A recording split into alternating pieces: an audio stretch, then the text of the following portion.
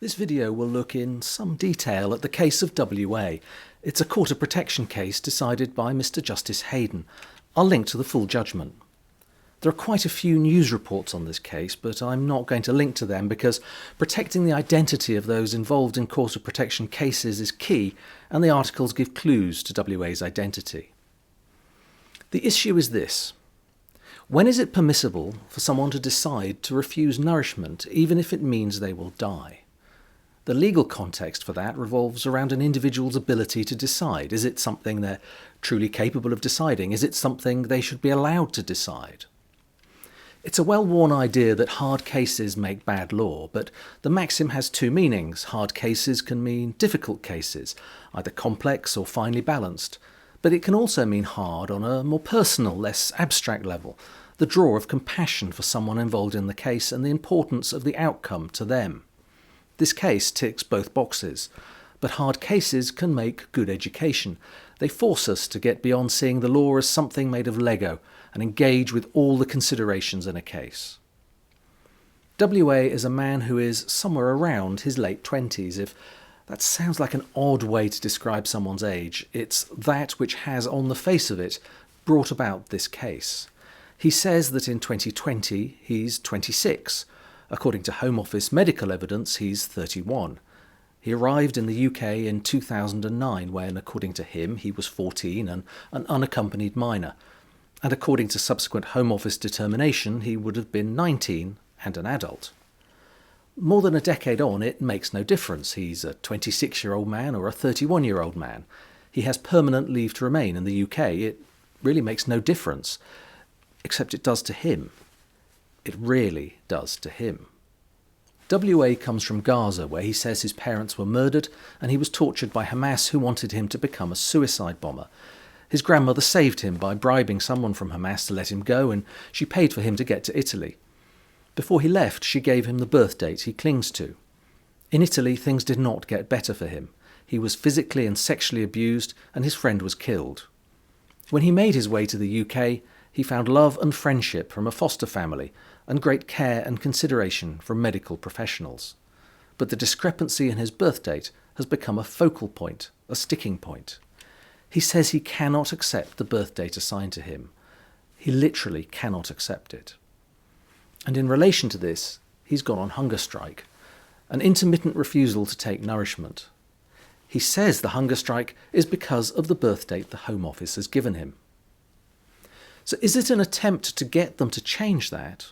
Or is it that he accepts they won't, but their refusal to change it has had such an impact on him, he no longer wants to go on living? That may sound like a distinction without much of a difference, but legally it's utterly crucial. It decides the case. Is he seeking to change the decision or simply reacting to the decision? WA was initially diagnosed with PTSD and depression. While that diagnosis has been altered over the years, the judge summed it up like this. WA continues to suffer significant psychological distress from the awful traumas he has endured. To decide this case, the judge had to consider the law relating to refusing nourishment and the law relating to capacity. The starting point is whether someone has the right to starve themselves to death, because if they do not, then whether they have the capacity to make that decision is irrelevant. What the judge actually considered was not the right to starve oneself, but the right to refuse the medical intervention, the feeding, that the hospital would seek to undertake with someone who is starving to death. He looked at a number of cases for precedent. In Re F, the judge stated that a doctor dealing with an adult patient of sound mind cannot give treatment involving the application of physical force without their consent. In Bland, it was held that if an adult patient of sound mind refuses, however unreasonably, to consent to treatment or care by which his life would or might be prolonged, the doctors responsible for his care must give effect to his wishes. In St George's, it was held that even when his life depends on receiving medical treatment, an adult of sound mind is entitled to refuse it. Most relevant to this case, and in a case with very clear parallels, it involved a response to a Home Office decision, but it was decided very differently, was the case of A. In that case, it was held that If Dr. A has the capacity to make decisions as whether to take food and drink, he is entitled to starve himself to death if he so chooses. The question is, does he have capacity? To assess that, the judge needed to look at the Mental Capacity Act. That sets out the requirements to understand whether or not someone can be considered to have capacity. Do they have some impairment or disturbance affecting their ability to make a decision? The presumption is that the capacity is there. It's something we all have and ought to be taken away only with good reason. Making what might generally be considered bad decisions is not enough to take away capacity, even if they have, in Mr. Justice Hayden's words, potentially catastrophic consequences. In the case of PC and the City of York, it was said, "There is a space between an unwise decision and one which an individual does not have the mental capacity to take, and it is important to respect that space and to ensure that it is preserved. For it is within that space that an individual's autonomy operates." But if making bad decisions isn't key, what is? The court needed to be sure that WA understood the information relevant to the decision, was able to retain that information, and use or weigh that information in making the decision. Before considering medical evidence, the judge considered one of the principles of the Mental Capacity Act, best interests. It would only be applied if WA were considered to lack capacity, but the analysis of what constitutes best interests in the judgment gives a much better understanding of its outcome. Any decision made for someone must be made in their best interests. That includes decisions about life-sustaining treatment, what this case is about. In deciding what constitutes best interests, the court must give weight to all relevant circumstances, which include the person's past and present wishes and feelings, the beliefs and values that would be likely to influence that decision, and other factors likely to be considered. In this case, those were all clear because WA had expressed them repeatedly in the numerous medical assessments he'd undertaken, and because there was no suggestion he lacked capacity to represent himself in these proceedings. He was able to make his views and wishes known to the judge. The judge moved to case law to see how in the past that's been applied. In the Aintree case, Baroness Hale made it clear the court has to see the patient as an individual with his own values, likes and dislikes. In the case of Briggs, it had been made clear the default position is founded on the sanctity of life. There is a strong presumption in favour of life-sustaining treatment. In the case of WA, the judge considered that presumption had been overcome. Coming back to the Aintree case, Baroness Hale was again quoted, because she'd underlined in that case that the best interest test was not an objective one, applicable to all people in all circumstances. Rather, it reflects the best interests of this particular patient at this particular time, his welfare in the widest sense, not just medical, but social and psychological, the nature of the medical treatment in question, what it involves and its prospects of success, what the outcome of that treatment for the patient is likely to be. The judge in WA emphasised that the objective is to reassert his autonomy and thus restore his right to take his own decisions. And in any event, this is a side issue because in the light of the judge's ruling, this best interest test was never triggered, but it is an important context for his finding. The medical evidence considered by the court was voluminous. WA had on my count 17 capacity assessments between making his decision in April 2020 and the hearing in July. Of those 17, 13 found him to have capacity, and 4, including 3 of the 4 most recent ones, found he did not.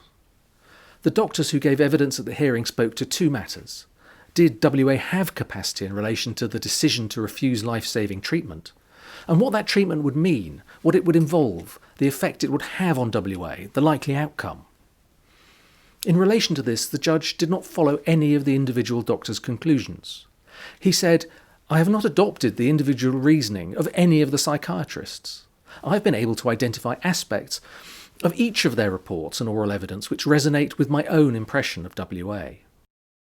With WA, the question of his capacity came down to why he refused nourishment. It was a response to the Home Office decision, but what was the nature of that response? Was it an effort to get them to change their minds, or was it something else?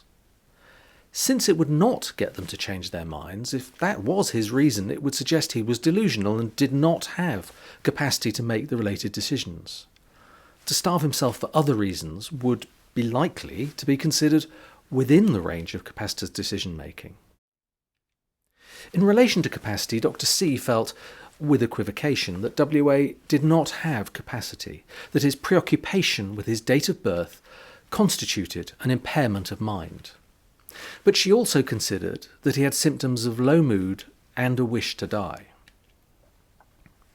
The judge commented on her testimony that WA is not in truth protesting, he has all but given up. Dr. C also said that she had found the case extremely difficult, described her opinion as on a knife edge, and said her thinking had been dragged both ways. Professor Wilde considered that WA did have capacity to make the decision. She said WA was exercising a sense of agency. It was not designed to achieve leverage with the Home Office, but to give him some sense of control. Dr. Cahill said it was amongst the most difficult cases he'd been involved in. He felt challenged in coming to the appropriate conclusion, but was inclined to think WA had capacity. In terms of the treatment the judge was asked to consider, Dr. C was anxious that coercion, which the treatment would necessarily involve, would trigger a relapse of PTSD and depression and re-traumatise him. The judge noted that the treatment plan required WA's cooperation, that previous treatment had shown him to acquiesce with treatment he nonetheless rejected, that his acquiescence did not signify consent. Dr. Cahill had said forced feeding would not address the cause and would, in his words, be ultimately futile. And the prospect of WA engaging with psychotherapy at a time he was being fed against his will was vanishingly remote. On this point, the judge made sure he was as clear as he could be. When WA says no to being fed against his will, his refusal should be respected.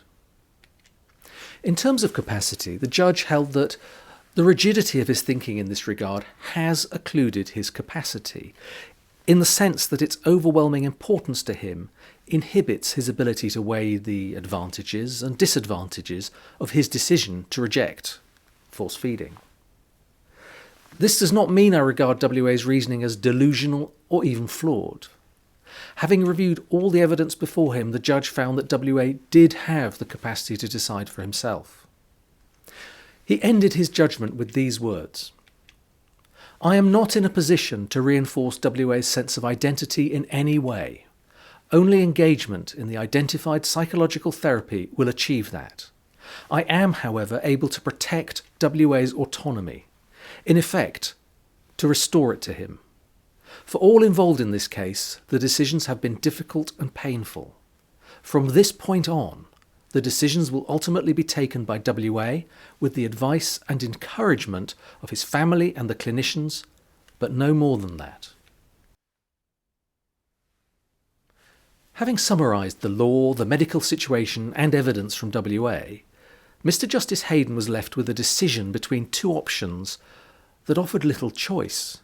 He could rule WA had capacity, in which case WA decides for himself what to do or not to do. Or Mr. Justice Hayden decides that WA does not have capacity, and then...